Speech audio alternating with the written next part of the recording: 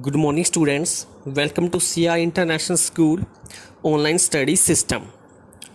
We are discussing chapter number 1, the introduction of macroeconomics, and today we are going to start the topic of scope and significance of macroeconomics. So one by one we need to discuss the scope of macroeconomics and then the significance of macroeconomics.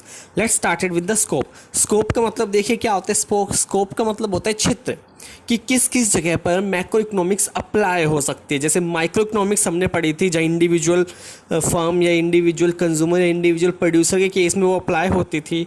उसी तरह देखिए कि scope of macro economics का है, कहाँ कहाँ पर ये अप्लाई होते हैं. बेसिकली आपके मैक्रो इकोनॉमिक्स में जितने भी चैप्टर्स हैं उन सब के नेम आप डाल दीजिए, वही इसके स्कोप बन जाएंगे. तो देखिए सबसे पहले फर्स्ट स्कोप देखिए, estimation of national income and related aggregates. तो मैक्रो इकोनॉमिक्स में हम बेसिकली डिस्कस क्या करते हैं, द नेशनल इनकम, राष्ट्रीय आय. पूरा इंडिया कितना आय कमाता है एक साल के दौरान, कितनी इंडिया की जीडीपी होती है, ये हम डिस्कस करते हैं. कितनी इंडिया की NDP, the net domestic product. देखिए जो ग्रोस डोमेस्टिक प्रोडक्ट होता है उसमें से जब हम डेप्रिसिएशन माइनस कर देते हैं, ठीक है, डेप्रिसिएशन जो फिक्स्ड असेट्स पर लगता है वो माइनस कर देते हैं, तो एनडीपी आ जाता है, नेट डोमेस्टिक प्रोडक्ट.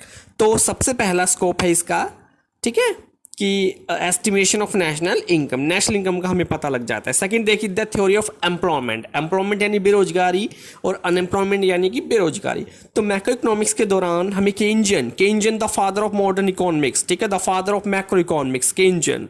तो केंजन की थ्योरी में हम एम्प्लॉयमेंट और अनएम्प्लॉयमेंट से रिलेटेड कंसेप्ट भी पढ़ेंगे. इसके कोज क्या होते हैं, क्यों बेरोजगारी प्रिवेल होती है, और इसे सही करने के यानी बेरोजगारी को दूर करने के क्या क्या रेमेडी, क्या क्या उपाय हो सकते हैं, ये भी मैक्रो इकोनॉमिक्स के स्कोप के अंदर आता है. थर्ड देखिए the creation of money supply का क्रिएट करना, जो कि Reserve Bank of India create करता है with the help of commercial bank. देखिए Reserve Bank of India, the father of banking system in India. बैंकों का भी बैंक होता है आरबीआई, गवर्नमेंट का भी बैंक होता है आरबीआई, और आरबीआई के दिशा निर्देश से, उसके डायरेक्शन से जो सभी कमर्शियल बैंक होते हैं, ठीक है, like SBI, Punjab national bank, HDFC bank, ये सारे बैंक कमर्शियल बैंक कहलाते हैं. तो आरबीआई के डायरेक्शन से ये सभी बैंक देश के अंदर मनी सप्लाई क्रिएट करने का काम करते हैं, मनी सप्लाई का लेवल मेंटेन रखने का काम करते हैं, ठीक है. तो आरबीआई मेक श्योर करता है कि मनी सप्लाई ना तो बहुत ज़्यादा हो ना बहुत कम हो. बहुत ज़्यादा होगी इन्फ्लेशन आएगी, बहुत कम होगी डिफ्लेशन आएगी.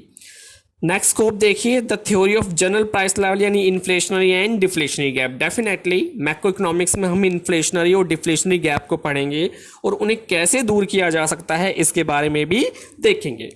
नेक्स्ट पॉइंट देखिए रोल ऑफ गवर्नमेंट यानी गवर्नमेंट बजट. ये लेसन हम पहले भी डिस्कस कर चुके हैं, पढ़ चुके हैं पूरी तरह से. गवर्नमेंट बजट, ठीक है, जो गवर्नमेंट होती है वो अपने एक साल में स्टेटमेंट जारी करती है एस्टिमेटेड रिसिप्ट और एस्टिमेटेड एक्सपेंडिचर की, ठीक है. तो वो भी गवर्नमेंट बजट मैक्रो इकोनॉमिक्स के अंडर आता है. लास्ट पॉइंट है sixth, exchange rate and BOP. ये दोनों लेसन हम डिस्कस कर चुके हैं. एक्सचेंज रेट आपको पता ही है, the rate at which domestic currency is exchange या related with the foreign currency. और बीओपी आपको पता है कि एक ऐसा अकाउंटिंग स्टेटमेंट था जो किसी कंट्री के सभी इकोनॉमिक ट्रांजेक्शन को दिखाता था with the rest of the world. तो ये भी मैक्रो इकोनॉमिक्स के स्कोप के अंदर पढ़ा जाएगा. तो ये थे इसके स्कोप. ब्रीफली हमने 6 पॉइंट इसके पढ़े. अब सिग्निफिकेंस देखिए, महत्व of macro economics. Macro economics का क्या महत्व है, मैक्रो इकोनॉमिक्स पढ़ने के बाद आप किस चीज का एडवांटेज उठा सकते हैं, आप किस चीज का ज्ञान आपको मिल जाएगा. पहला पॉइंट देखिए सिग्निफिकेंस का, description of the economy. Description यानी कि संपूर्ण ब्यौरा मिल जाना, संक्षिप्त विवरण मिल जाना देश की इकोनॉमी का. तो मैक्रो इकोनॉमिक्स में देखिए 3 कंसेप्ट मेन होते हैं, नेशनल इनकम, उसके बाद स्टडी ऑफ अनएम्प्लॉयमेंट और फिर इसके बाद गवर्नमेंट बजट.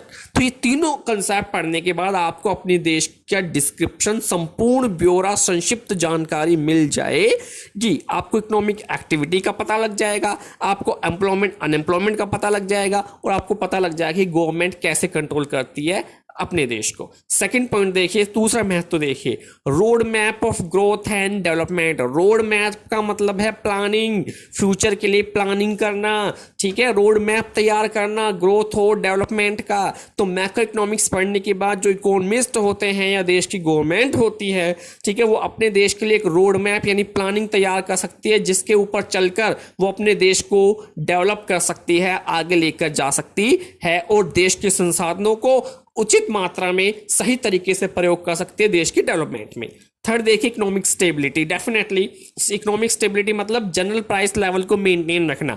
देखिए जनरल प्राइस लेवल मेंटेन है, अगर प्राइस उस जनरल प्राइस से ऊपर उठता है तो ये कहलाते हैं इन्फ्लेशन, और अगर प्राइस उस जनरल प्राइस से नीचे गिरता है तो वो कहलाते हैं डिफ्लेशन। ठीक है, तो मैक्रो इकोनॉमिक्स पढ़ने के बाद आपको इकोनॉमिक स्टेबिलिटी अटेन करना, उसे प्राप्त करना समझ आ जाता है, आप उसे प्राप्त कर सकते हो अपनी पॉलिसियां अलग अलग तरीके से बना के। ठीक है, इसमें दो पॉलिसी होती है, एक होती है मॉनेटरी पॉलिसी, आरबीआई की पॉलिसी, रिजर्व बैंक की पॉलिसी, मॉनेटरी पॉलिसी, दूसरी होती है फिस्कल पॉलिसी, गवर्नमेंट की पॉलिसी। ठीक है, तो इन दोनों के जरिए हम इकोनॉमिक स्टेबिलिटी मेंटेन रखते हैं।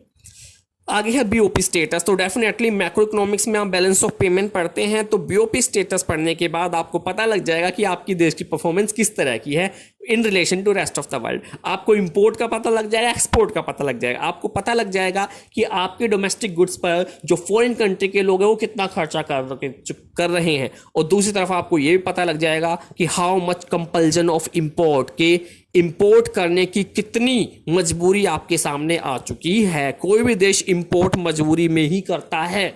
ठीक है, जब उसके खुद के संसाधन काम नहीं करते या कोई प्रोडक्ट उस देश में महंगा है और बाहर से मंगाना सस्ता है तभी वो इंपोर्ट किया जाता है, तो बीओपी स्टेटस का पता लगेगा। फिफ्थ है problem of poverty and environmental pollution. तो पॉवर्टी, गरीबी कितनी है देश के अंदर, ये पता लगेगा मैक्रो इकोनॉमिक्स से, और साथ ही साथ एनवायरमेंटल के पोल्यूशन कि किस किस चीज़ों से पोल्यूशन हो रहा है, किन किन चीज़ों से बेसिकली प्रदूषण होता है। ठीक है, देश का एनवायरनमेंट खराब हो रहा है वो पता लग जाएगा, और फिर उन्हें सोल्व करने के उपाय भी हम मैक्रो इकोनॉमिक्स में पढ़ते हैं। लास्ट पॉइंट है सिग्निफिकेंस का policy formulation.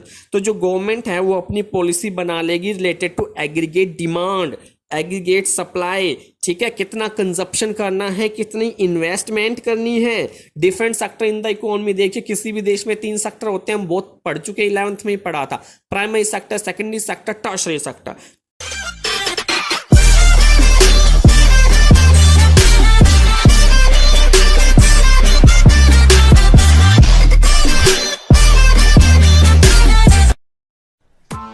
Press the bell icon on the YouTube app and never miss another update.